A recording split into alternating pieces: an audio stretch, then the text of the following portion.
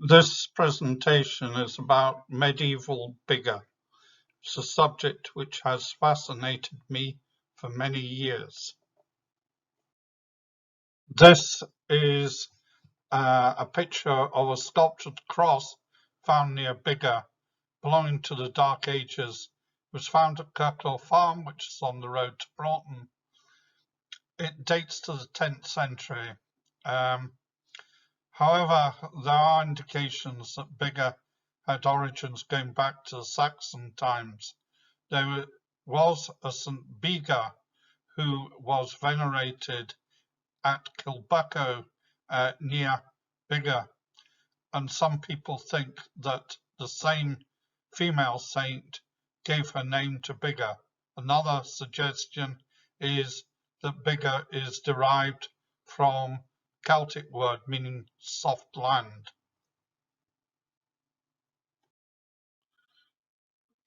Here, this is a motte, which was part of a Motte and Boghall Castle.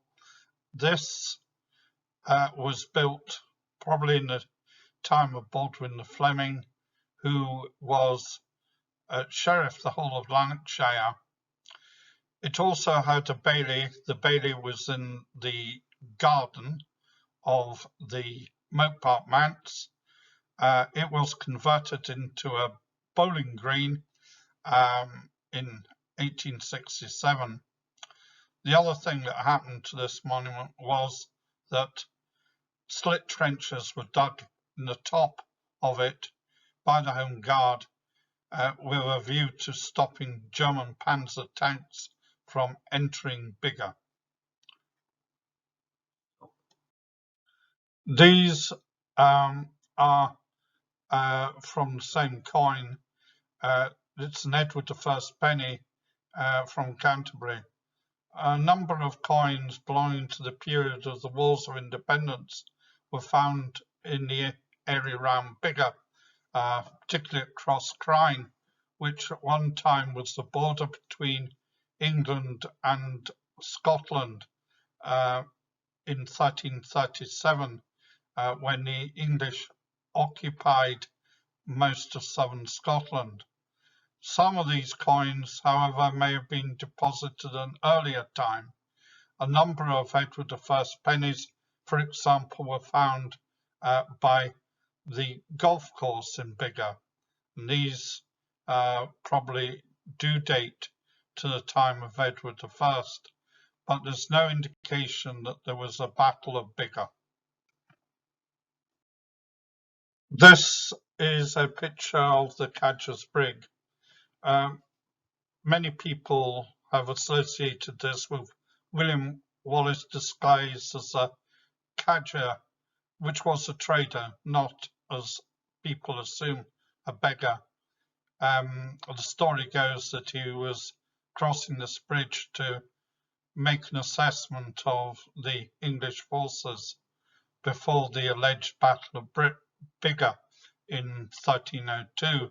However, this never took place because the time that the Battle of Biggar was supposed to take place, a real battle took place at Roslin.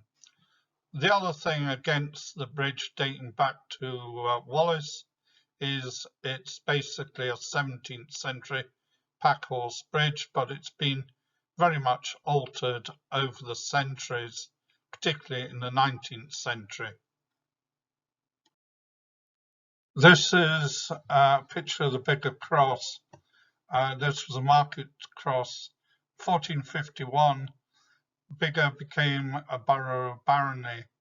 The Flemings were awarded this because of their services to the kings of Scotland.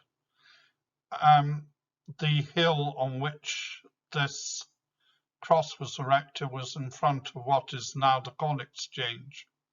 The cross was severely damaged in 1820 during the celebrations to mark the coronation of George IV. The surviving bits were gathered up and put in the Corn Exchange in the gable.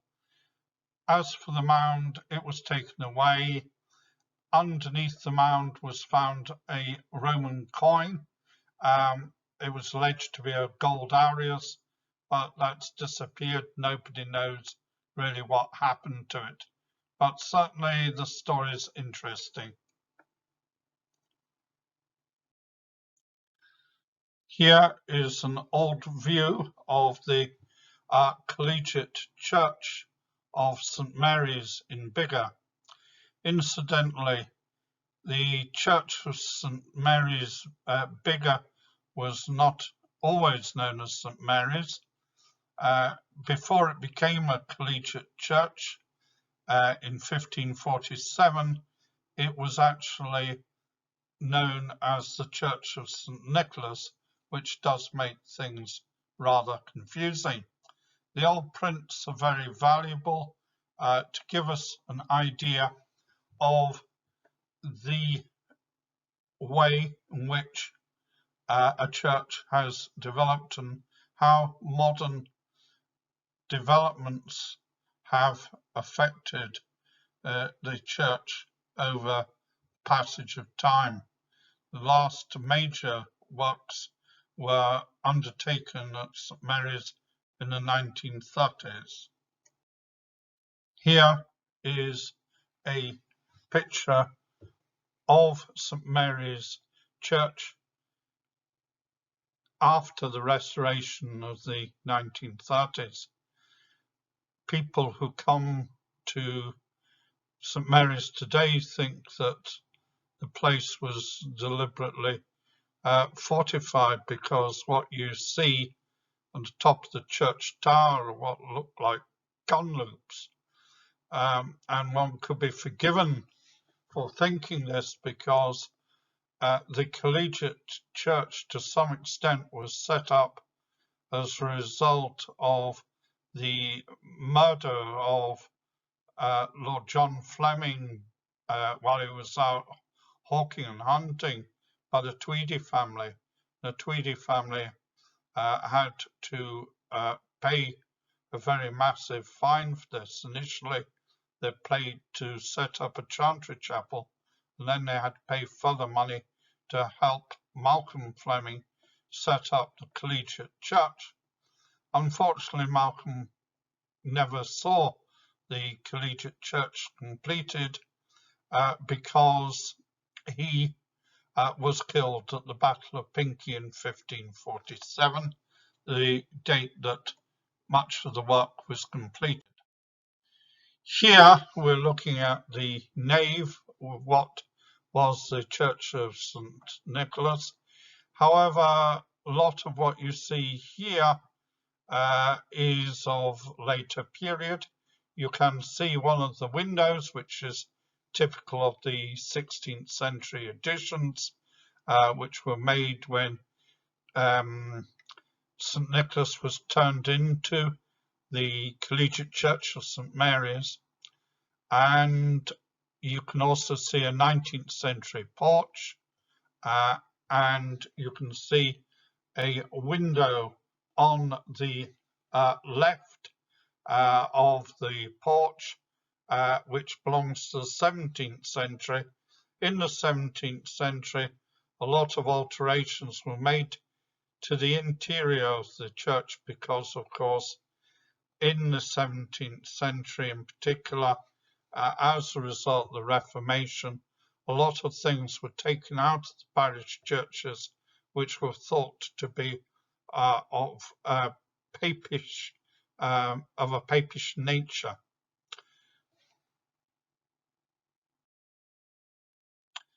This is a rare survivor of something to do with the early church here in Biggar, the old Church of St Nicholas, and this tombstone with a quatrefoil cross is reckoned to be of the 14th century, probably somewhere around about 1280, 1300. Biggar was a town which had the misfortune to change hands a lot because of its proximity at one point or another to the English border. Indeed, several years after the Battle of Bannockburn, near 1318, Edward II was here in Biggar. This is a little known fact, but after his death, again the English came into the area to try and put Edward Balliol on the throne of Scotland. This they failed to do, but they seized most of the southern upland area and made the English border just south of Biggar. This is a plan of the collegiate church as it was in the 1880s. This drawing was done as part of a publication known as the Ecclesiastical Heritage by McGibbon and Ross. McGibbon and Ross's work, which covered several volumes, is very interesting. It covers all the churches in Scotland really up until the middle of the 16th century, plans and detailed descriptions written round about the 1880s.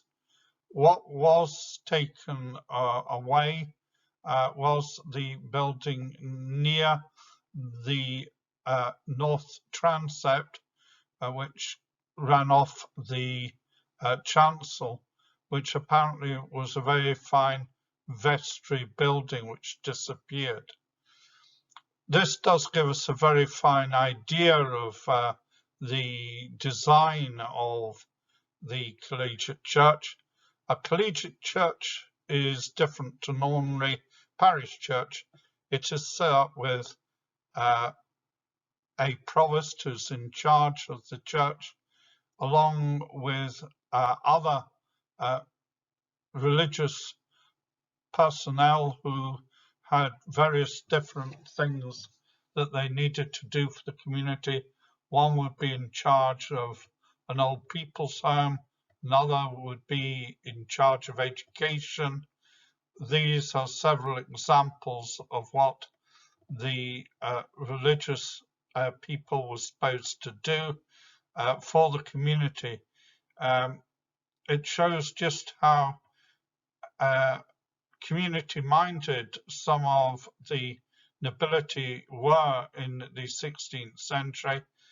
Similarly, in Carnwath, a collegiate church was set up, of which the only surviving bit is St Mary's Aisle.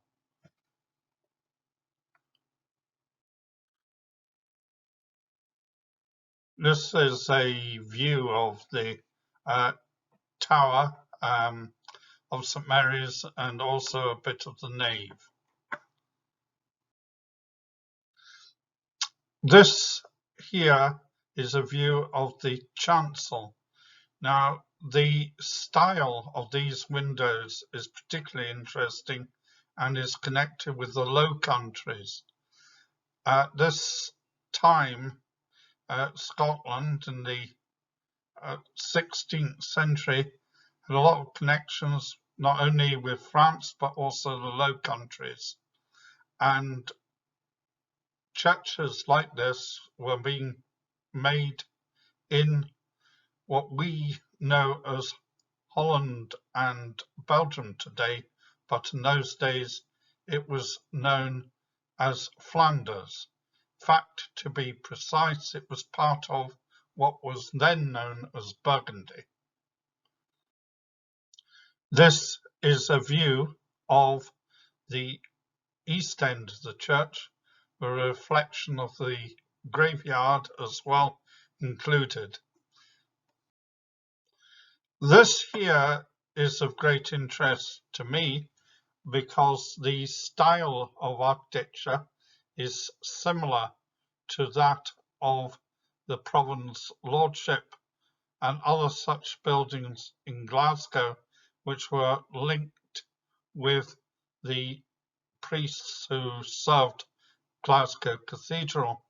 This particular one has not been identified specifically as a 16th century building, but there are some interesting clues. If we take away the 4 stairs and most of the windows, except for the fairly narrow window next to the drain pipe, we get back to the 16th century, I think. Also the way in which the stonework is arranged. But obviously, since those days, a lot of work has been done and this house has been considerably altered. But I would like to get inside the house and investigate it. Also, the roof has completely been redone. But there's some interesting questions here that need to be asked. If this is the only house which was actually built for the Collegiate Church of St Mary's Biggar. We now go to look at the Castle of Boghall. Afraid this particular map, it looks a bit out of focus, I'm afraid, but it does show the Castle of Boghall, which is shown actually basically in 2 separate drawings. On the left-hand side of the photograph, there's a tower house, and then on the right, there is a number of towers which really more or less represent Boghall Castle in 1596 when this plan was drawn. When exactly the Flemings moved here is an interesting question. We had really left Biggar and the House of Fleming the time of the Wars of Independence, the early part, but one of the things that has not as yet been covered is the fact that the Flemings played a close part in installing the kings of Scotland, the Stuarts.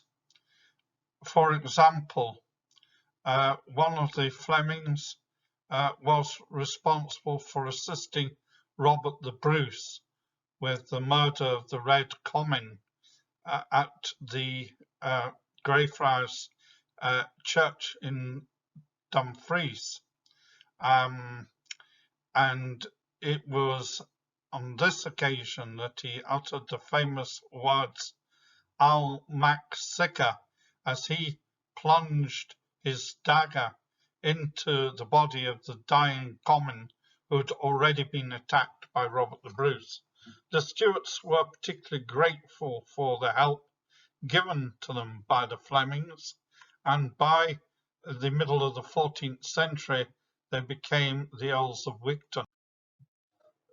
This is a drawing of Boghall Castle, which for many years was the principal residence of the Flemings until in the 16th century Cumbernauld Castle became their principal residence.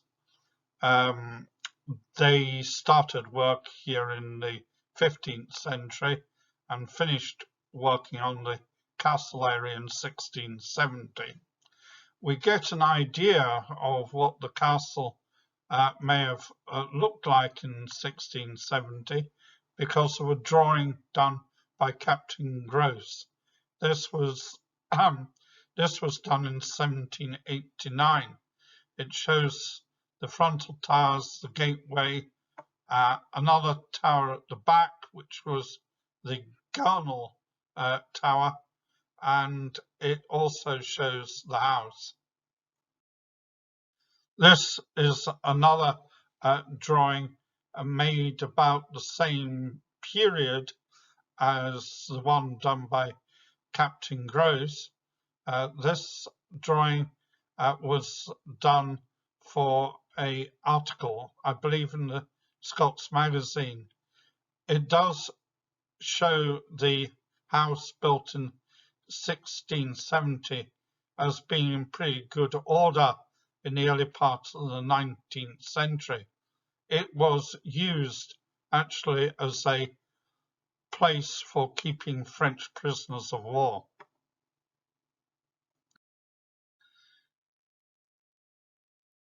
Irving and Murray published this drawing, which shows the gunwale tower, as it's known, which is at the back of the castle next to the house, and it also shows the gatehouse and the two frontal towers, and also a bridge. But there are some inaccuracies in this drawing. It was done for publication, done by Irving and Murray in 1867. What was never revealed in any of these drawings was the presence of a L-shaped tower house. This was discovered during the excavations undertaken by myself with the assistance of pupils of Biggar High School, and this revealed that they built an L-shaped tower house before the walls around the castle, and this L-shaped tower house dates to round about 1400. Here we see the L-shaped part of the L-shaped tower house. We also see the toilet, and it was near the exit of the toilet that we made to find which dated the tower. Here is a picture of the toilet with the sloping slope to take the effluent away. What was found was a groat of James I from Linlithgow, dating to the early part of the 15th century. This was quite a significant find, as it confirmed that the tower house was built at least by the early 15th century, probably before, probably indeed from the 1350s, when the Flemings became people of great influence, because they were the Earls of Wigton. The Stuart family gave them the title Earl of Wigton because one of the Flemings had gained the support of Robert the Bruce. He'd helped Robert the Bruce murder the Red Comyn in Dumfries, and it was then that he uttered the famous words, "I'll mak sicker," in other words, "I'll make sure," as he plunged his own dagger into the body of the dying Red Comyn. The Red Comyn was a person that Robert the Bruce wanted out of the way, and had actually attacked him in the Greyfriars Monastery in Dumfries. The history of the tower house is of some degree of interest. It survived really until about 1650, and in 1650 what happened was Boghall Castle was besieged after the Battle of Dunbar by the Cromwellians, and what happened then was the castle was subjected to cannon and small shot fire. We did find one cannonball during the excavation of the gatehouse, and it's during this siege that some coins were lost, and this was one which was found on the site of the Tower House, which presumably was demolished after the siege. This picture shows some of the children working on the gatehouse at Boghall Castle, and you can see in the background part of one of the towers. The other tower on the northern side of Boghall Castle one time stood quite high. You can see it was a two-storied effort, and you can see the gun loop as well, but now all you can see are the foundations of this tower. It collapsed in the early part of the 20th century. This is a picture of the excavation of the house, which dated back to 1670. This house was demolished round about 1820, but not before.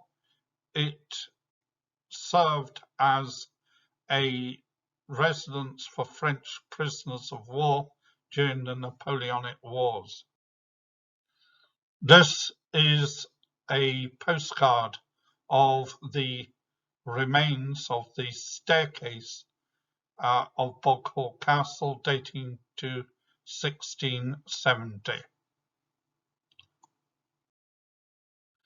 This plaque came from the staircase and was removed from there over to one of the northern towers, and it is the Fleming coat of arms. At this point in time there were the Earls of Wigton. For some time they did lose this title, but then they regained it. But the line of the Flemings, it ended round about 1786 with the death of Clementina Fleming. Here are some of the pottery that we found during the excavations at Boghall. We also found bits of wine bottle and so on. All of these things were basically 17th century in date. Here is a clay pipe which is assembled from bits and pieces that we found. On the bottom of the clay pipe, the bowl, is a symbol which shows that this was a Dutch clay pipe. These clay pipes were brought in to Scotland at Leith, and they were purchased by the barrel. They were very small, the bowls, because tobacco was very expensive in the early 17th century. This piece of pottery on the left is known as salt glazed pottery. In fact, both of the pieces of pottery are examples of that. Some of this pottery was actually imported from Germany. We found many coins in the excavations. Some of these were turners. The turners were tuppenny pieces, Scots, and they really were the most common coin in the whole of Scotland. They were used, for example, for buying a clay pipe. They were the equivalent of an English farthing. The letter CR on it shows that it was struck during the reign of Charles I. We found other small coins, some of which went back to the times of James VI.